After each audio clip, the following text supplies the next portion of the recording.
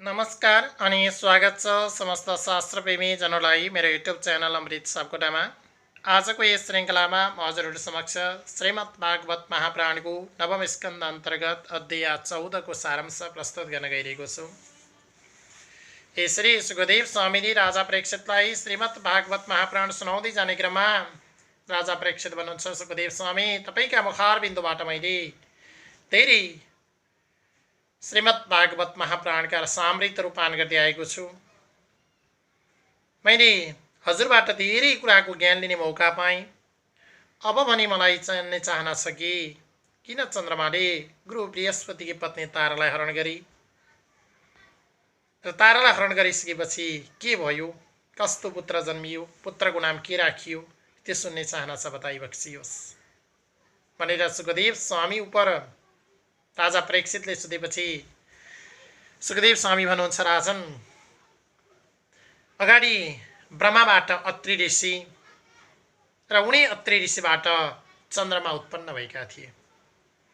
यसरी कुनै एक समयको कुरा थियो, गुरु बृहस्पतिकी श्रीमतीदेखि अत्यन्तै आकर्षण भएर अथवा गुरु बृहस्पतिकी पत्नी तारालाई अत्यन्तै सुन्दरी देखेर अत्यन्तै आकर्षित भएर चन्द्रमाले गुरु बृहस्पतिकी पत्नी तारालाई हरण गरिदिनु भयो। हेर्नुहोस् त कस्तो अचम्म, गुरु पत्नी नै हरण गरेर लैदिनु भयो चन्द्रमाले। यसरी गुरु पत्नीलाई नै हरण गरेर लैदिइसकेपछि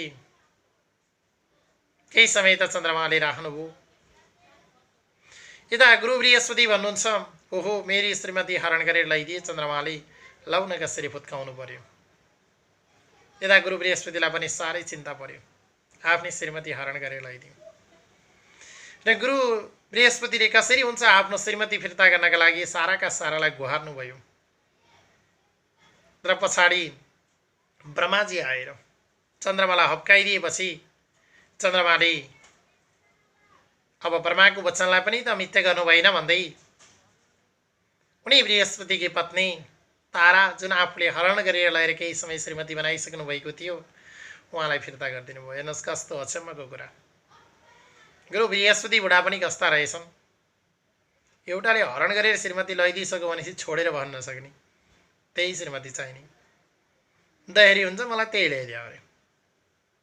सबैले सम्झाएका थिए त्यो बेलामा, है गुरु नातिनुहोस्, अर्को बिहा गरौँला, अर्को खोजौँला, ताराको चाहना नै तपाईँसँग बस्ने भएन त, चन्द्रमासँग गइन, अब के गर्ने, यसमा कुनै पनि अर्थ छैन, चिन्ता नगर्नुहोस्, यो संसारको यो रीतिथिति हो, यो चल्दै जान्छ,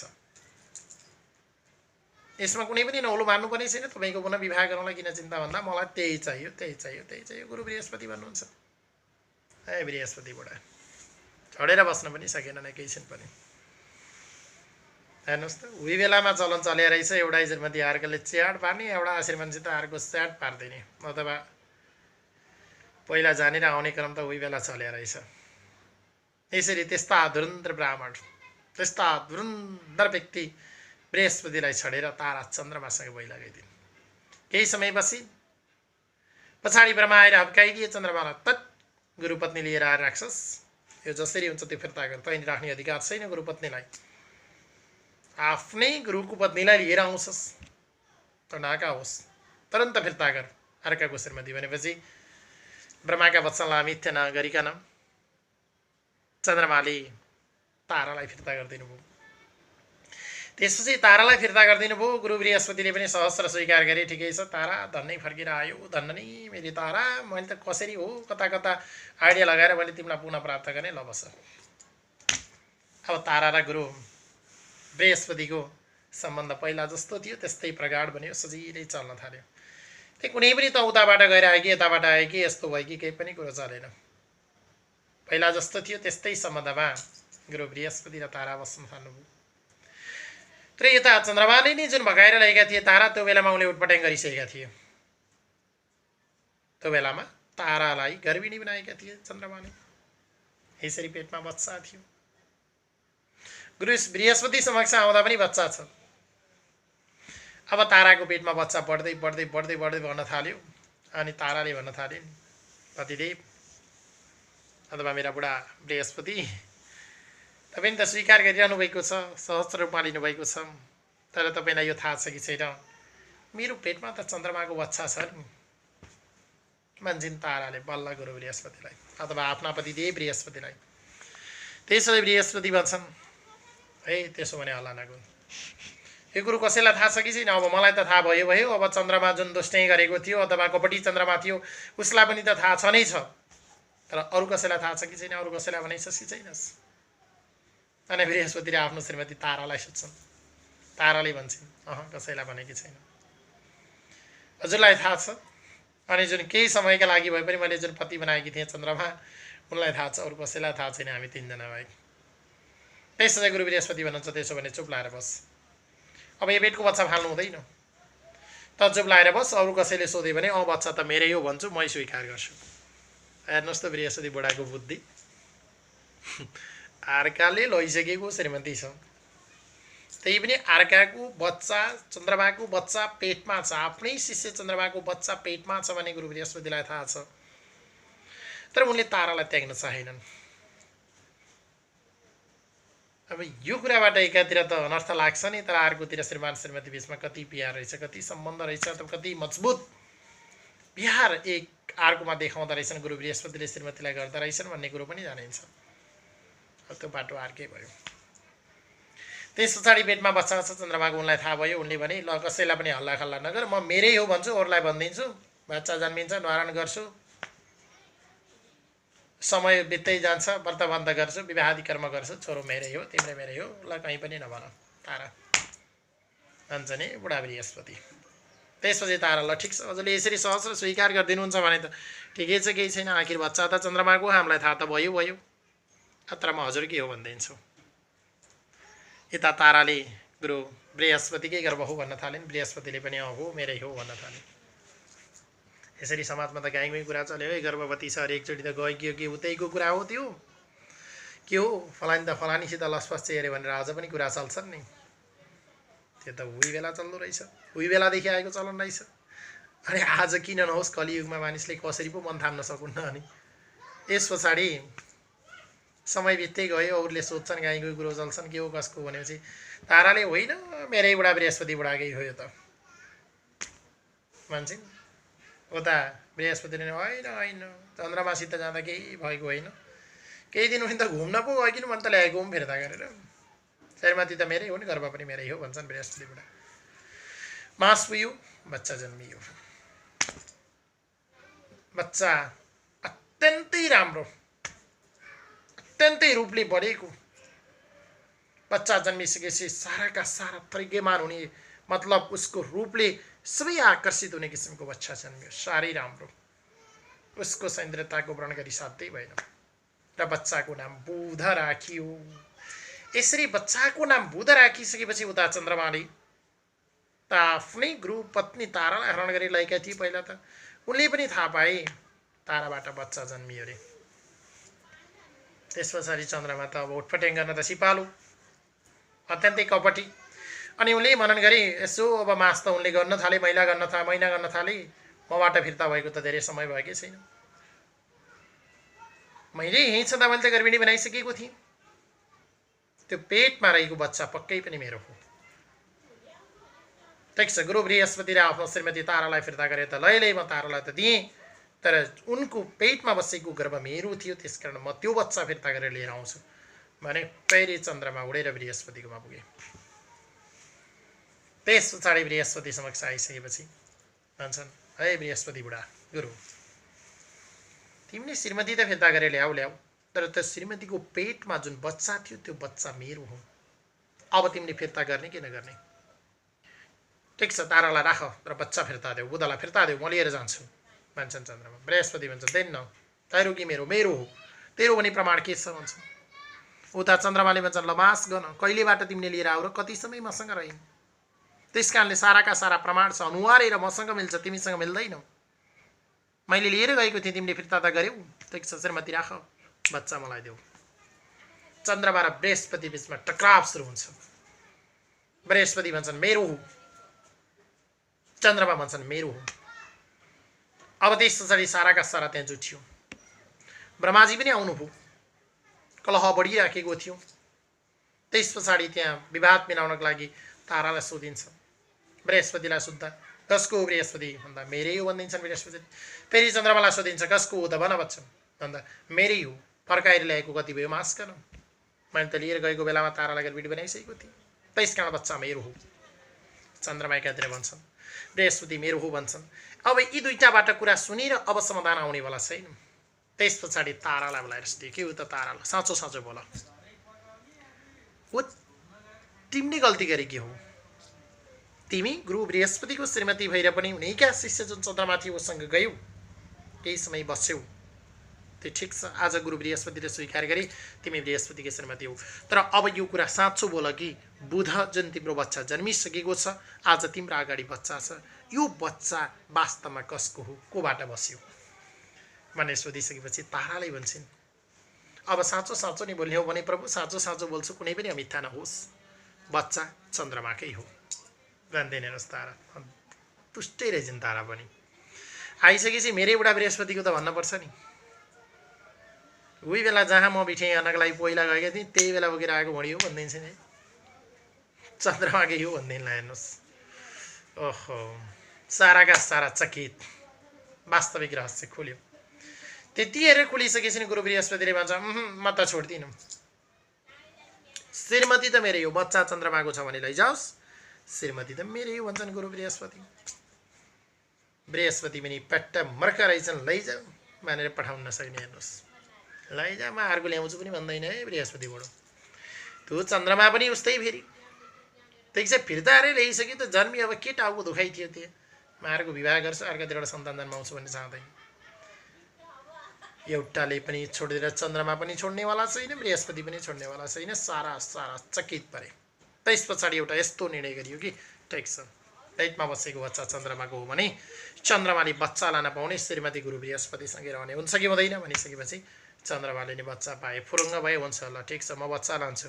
चन्द्रमाले बुधलाई लिएर गए, यता गुरु बृहस्पतिले ठिक छ तेरो सन्तान रहेछ त लिएर जा, फेरि म सन्तान बसाल्छु, फेरि गर्भिणी बनाउँछु, फेरि बच्चा पाउँछु। केटाको दुःख श्रीमती त मैसँग छ भन्छ बृहस्पति बुढो, अझै उही ठुलो हुने। त्यस चाहिँ गुरु बृहस्पतिले श्रीमती राखे। यसरी तारा बृहस्पतिकी बहिनी जुन बुध भन्ने सन्तान जन्मेको थियो, छोरा जन्मेको थियो, त्यो चन्द्रमाले लै तिनै बुधका गर्भबाट इला नाम गरेको सन्तान जन्मियो।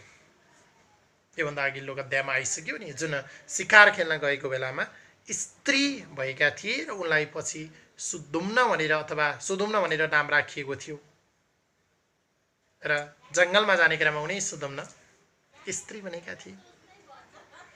पछि उनीबाट पुरुरवाको जन्म भयो, तिनै बुधबाट इला, जसलाई सुदुम्न पनि भनेर चिनियो। शिकार खेल्न गएको बेलामा स्त्री पनि भने उनी, उनकोबाट पुरुरवाको जन्म भयो। पछि पुरुरवाको उर्वशीसँग विवाह भयो। यसरी उर्वशीसँग अत्यन्तै तामझाम र प्यारका साथ विवाह भएको थियो। तर तिनै पुरुरवाको उर्वशीसँग विवाह हुने क्रममा फेरि 3वटा शर्तमा विवाह भएको थियो। हेर्नुहोस्, पुरुरवा र उर्वशीको विवाह आज पनि समाजमा देख्न सक्छौँ। विवाहको क्रममा केटाले सारा आफ्ना इष्टमित्रहरू लिएर अथवा मानिसजनहरू लिएर केटीको घरमा जाने, माग्ने, अनि दुवै पक्षका कुराहरू बुझाबुझ गर्ने, अत्यन्तै प्यारका साथ तामझामका साथ सबैलाई साझी राखेर विवाह गरिन्छ। मागी विवाहहरू अत्यन्तै विधिवत रूपमा भएको हुन्छ, कसैले प्रश्न चढाउने ठाउँ नै हुँदैन, सबै कुरा बुझिएको हुन्छ मागी विवाहमा। त्यसरी नै विवाह गर्ने क्रममा पुरुरवा र उर्वशी बीचमा विवाह हुने क्रममा एउटा शर्त राखियो। जसरी आजको विवाहमा विवाह भएर गइसकेपछि मेरी छोरीले त घरमा काम गरेकै छैन हजुर, त्यति काम नगराउनलाई गराइहाल्नु पऱ्यो नि, हराइसिकाइ गर्नुहोला, अथवा छोरीले पढ्ने भनेकी छन् ब्याचलरसम्म डिग्रीसम्म पढाइदिनु होला, जागिर त खालिन्, थाहै जागिर खालिन्, घरमा राखेर काम नगराइदिनु होला, बजारतिर राखिदिनु होला, जे भन्छन् त्यही पुऱ्याइदिनु होला भन्ने शर्त राखेर आज पनि कोही कोही ठाउँमा शर्त राखेर विवाह गर्छन् नि। यस्ता शर्त राखेर गरिने विवाह मैले नामर्द विवाह भन्छु। यी नामर्दै विवाह हुन्। भोलि विवाह भइसकेपछि त उनको विवाह जानी जिन्दगी त उनीहरूको हो, जसरी गर्छन् गर्छन्, दुःख परे दुःख गर्छन्, सुख परे सुखमा रहन्छन्। किन बाबुआमाले टेन्सन गरिराख्नु, किन आफन्तले गएर त्यहाँ शर्त राखिराख्नु बेकाममा। यसरी शर्त राखेर विवाह हुन्छन् नि आज पनि। त्यस्तै जस्तो पुरुरवा र उर्वशीको बिचमा 3वटा शर्त राखेर विवाह भयो। शर्त पनि हेर्न सचम्मैको थियो। पुरुरवाले उर्वशीलाई त विवाह गरे, तर 3 शर्तमा। शर्त नम्बर 1 मा थियो उर्वशीलाई सधैँ घिउ मात्रै खान दिने। उर्वशीलाई साह्रै घिउ मनपर्ने। पुरुरवाले जसरी हुन्छ, जहाँबाट हुन्छ, खोजेर हुन्छ, ढेउवा हुन्छ, मानु हुन्छ, लिटर हुन्छ, किनेर हुन्छ, जसरी हुन्छ, भैँसी पालेर हुन्छ, गाई पालेर हुन्छ, खुवाउनै पर्यो घिउ। घिउ खुवाउन नसक्दा दिन छोडिदिने। हेर्नुहोस् शर्त पनि कस्तो अचम्म, कस्तो अनौठाको शर्त। घिउ खुवाएर पालनचेली ठिक छ, पुरुरवाको श्रीमती हुने उर्वशी घिउ खुवाउन नसक्दा दिन छाडिदिने। जुना दिने घिउ त ओहो भेटाइन नि मेरो श्रीमती भनेर आउँछन् जो पुरुरवा, त्यो दिन उर्वशीले ल त मेरो पतिदेव आजबाट तपाईँको मेरो सम्बन्ध यत्ति टाप हान्दिने। शर्त नम्बर 1। दोस्रो शर्त राखियो, उर्वशीसँग 2वटा भेडा थिए, त्यो भेडाको हेरचाह गरिदिनु पर्ने पुरुरवाले। भेडाको साह्रै पालन पोषण गर्नुपर्ने। भेडा फुस्केर टाढा जान पनि नहुने, कसैले हरण गरिदिन पनि नहुने, चोरी हुन पनि भएन। भेडाको पालन पोषण अत्यन्तै राम्रोसँग हुनु पर्यो, त्यो पनि पुरुरवाले व्यवस्था गर्नुपर्ने। दोस्रो शर्त भेडाको हेरचाह 2टा। र तेस्रो शर्त यस्तो राखियो कि मैथुनको समयमा बाहेक उर्वशीले पुरुरवालाई नाङ्गो देख्न नहुने। जुन मैथुनी कर्म छ त्यो बेलामा ठिक छ, नाङ्गो भएर केही भएन। त्यो भन्दा बाहेकको समयमा जब आफ्ना श्रीमान पुरुरवालाई नाङ्गो देख्छिन्, त्यसपछि उर्वशीले छोडिदिने। यी 3टा शर्तमा विवाह भयो। किनभने उर्वशीको त अब रूपको कुरा गरी साध्यै थिएन, बयान गरी साध्यै थिएन। कुनै पनि शास्त्रले उनको बयान गर्न भ्याउने थिएन। त्यस्तो रूपले धपक्क बलेकी थिइन्। त्यस्ता धपक्क बलेकी स्त्रीसँग पुरुरवाले 3वटा शर्तमा विवाह गरे। विवाह सम्पन्न भयो। 3वटै शर्तहरू पालन गर्दै आए पुरुरवाले। उनीहरूको दिन चाँडै बित्दै गयो। पुरुरवाले कहीँनिर पनि नचुकिकन उनलाई घिउ खुवाएका छन्, भेडाको संरक्षण गरेका छन्। मैथुनीको बेलामा बाहेक आफ्नो जुन नाङ्गो स्वरूप छ त्यो कतिखेर पनि आफ्नो श्रीमती उर्वशीलाई देखाएनन्।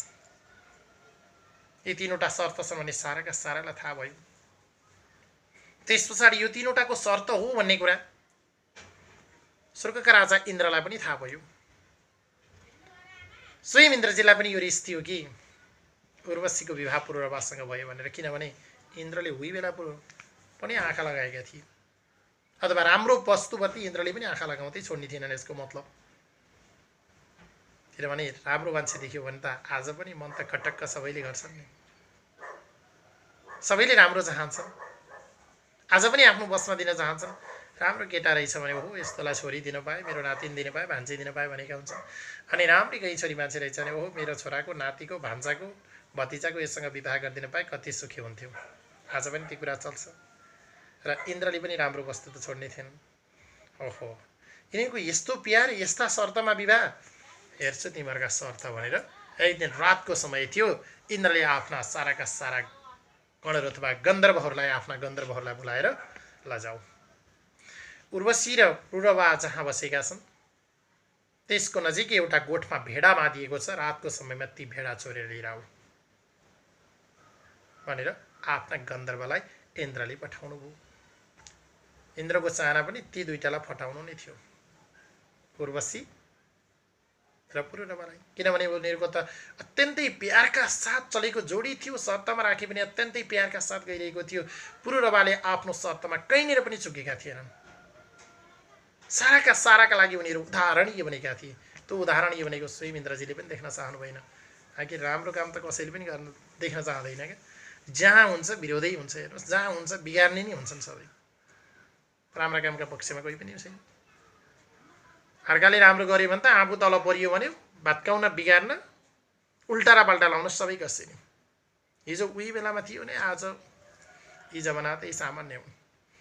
यो त मानिसको दैनिक थालीकै हो। त्यति नगर्ने भने खाएकै बस्दैन। बेलुका मानु पनि त बस्न पर्यो। उल्टा र पल्टा गरिएन भने आजको हाम्रो दैनिक कार्य नै त्यस्तै बनेको छ। किनभने हिजो नै यो कुराहरू थिए। र त्यस पछाडि रातको समयमा आफ्ना गन्धर्वहरूलाई पठाउनु भयो इन्द्रजीले।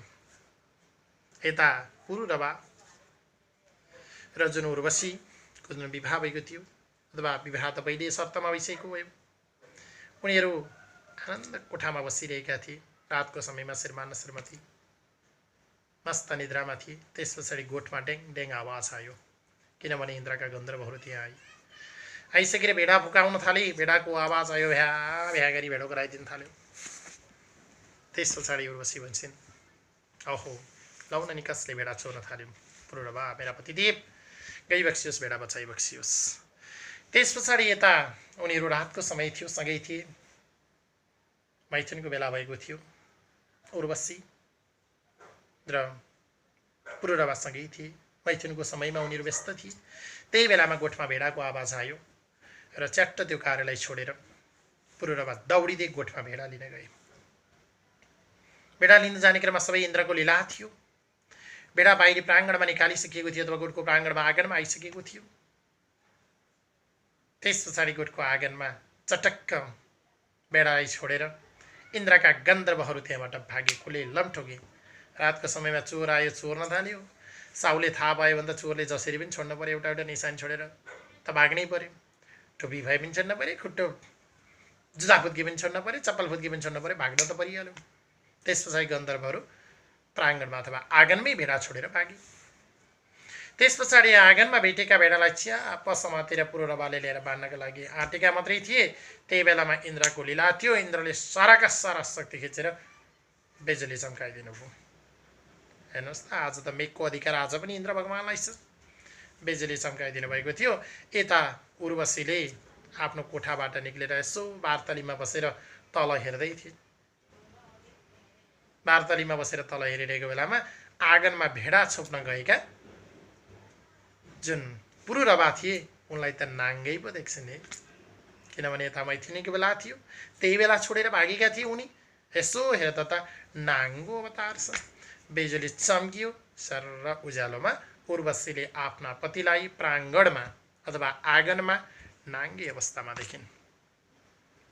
त्यस पछाडि उनी अत्यन्तै क्रोधित भइन् उर्वशी, किनभने उनको शर्त थियो घिउ मात्रै खुवाउनु पर्ने, दुईवटा भेडाको संरक्षण गरिदिनु पर्ने, मैथुनीको बेलामा बाहेक नाङ्गो शरीर देखाउनै नहुने, देखायो भने छाडेर हिँड्दैन। हेर्नुहोस् है शर्त कस्ता थिए। घिउ पनि खुवाएका थिए, भेडाको संरक्षण पनि गरे। जुन दिन मैथुनको काम भइरहेको थियो त्यही बेलामा इन्द्रले आफ्ना गन्धर्व बोलाएर भेडा चोराएर पुरूरवालाई बाहिर प्राङ्गणमा ल्याइदिए। त्यो लीला थियो उनको। त्यही बेलामा बिजुली चम्काइदिए। उर्वशीले माथि वार्तालीबाट हेरेकी थिइन्। फ्याट्टा आफ्ना पतिलाई नाङ्गो अवतार देखिन्। शर्तबाट चुकिहाले पुरूरवा। त्यस पछाडि पुरूरवालाई तत्कालै उर्वशीले अब तिमी मेरो पति होइन भन्न थालिन्। पुरूरवा भेडा बाँधेर गए फेरि आफ्नै कोठीमा जहाँ उर्वशी थिइन्। त्यहाँ गइसकेर उनले सुने प्रयास गरे, अब सुन पाइँदैन, अब तिम्रो मेरो पति होइन, तिम्रो अधिकार छैन, तिम्रो अधिकारबाट तिमी च्युत भइसक्यौ, किनभने शर्तमा तिमी चुकिसक्यौ। नाङ्गो अवतार देखाउने होइन, मैथुनको बेलामा बाहेक भनेको हो कि होइन?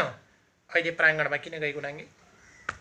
किन तँ भेष देखाएको है भन्न थाल्छिन्। हेर्नुहोस् उर्वशी, सङ्कट आइपरेको। उता नाङ्गी त कुरेर नजाम भने उता भेडा बस्ने अवस्था छैन, लैदिइसक्थे इन्द्रका गन्धर्वहरूले।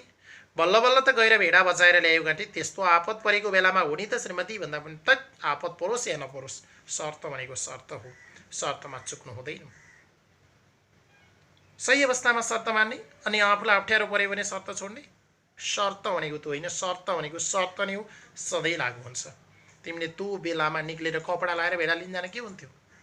त्यति पनि गर्न नसक्ने। मबाट शर्तमा चुक्यौ, त्यस कारण आजबाट मेरो श्रीमान तिमी होइनौ भन्दैन उर्वशीले पुरूरवालाई। त्यस पछाडि त्यहाँबाट पुरूरवालाई छाडेर उर्वशी गइन्।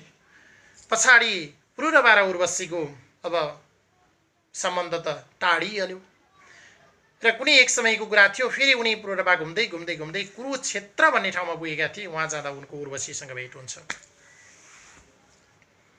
त्यो बेलामा उर्वशीसँग भेट हुँदा उनले थाहा पाउँछन् कि उही दिन जुन दिन उनले भेडा चोरिएको थियो त्यो दिन त उनी मैथिली कार्यमा थिए।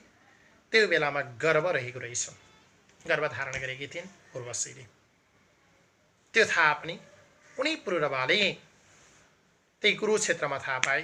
त्यस पछाडि फेरि उनीहरूको बिचमा बोलचाल भयो। ल त अब भेटौँ न त, अब जे भए पनि मेरै श्रीमती हो, गर्भ मेरै छ, ल जाम न त भन्छ है फेरि पुरूरवा। त्यस पछाडि उर्वशी र पुरूरवा अब 1 वर्ष पछाडि भेटौँ न, अब भेट्न सम्भव छैन किनभने शर्तमा तिमी चुकिसकेका हो। ठिक छ, अब वर्ष दिनपछि म यसो तिमीलाई भेट्न आउँछु भनिदिन्छन् उर्वशीले।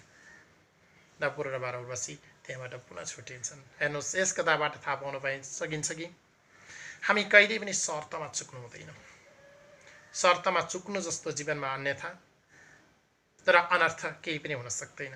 त्यसकारण गुरु सकिँदैन, पुर्याउन सकिँदैन भने शर्त नै नराख्नु, गर्न सकिँदैन भने मैले गर्छु भनेर कसैलाई आशै नदेखाउनु, दिन सकिँदैन मैले दिन्छु भनेर आशै नदेखाउनु, तर दिन्छु र गर्छु भनेको कुरा जसरी नै दिनु दिनु, गर्नु गर्नु, शर्तमा नचुक्नु। जय बोलो श्रीमद् भागवत महापुराणको।